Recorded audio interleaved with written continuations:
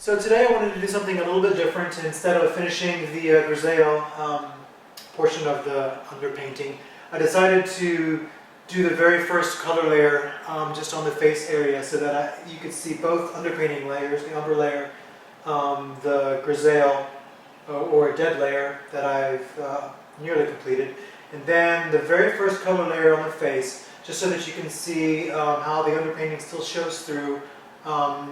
It'll take several color layers to build up the depth of color and to cover the areas. Some of the grisaille will be covered completely, whereas some of it will not. Of course, the lighter colors typically are more opaque, but the underlayer will show through.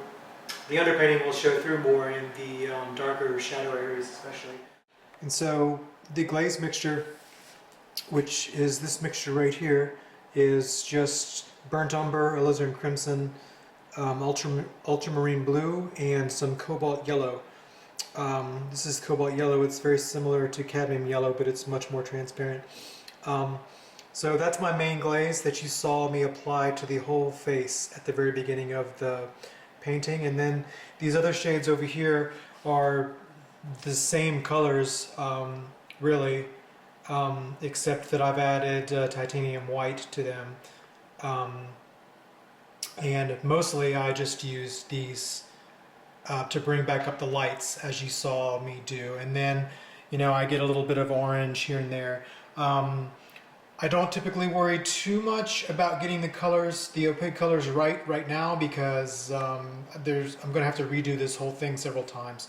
But I do like to get somewhat of a head start on just starting to define the different tones, especially around the nose. And you'll also notice that I didn't really work on the lips. The lips are pretty much just skin tones at this point. I put a little bit of pink in there, but not really that much. I didn't really touch the eyes.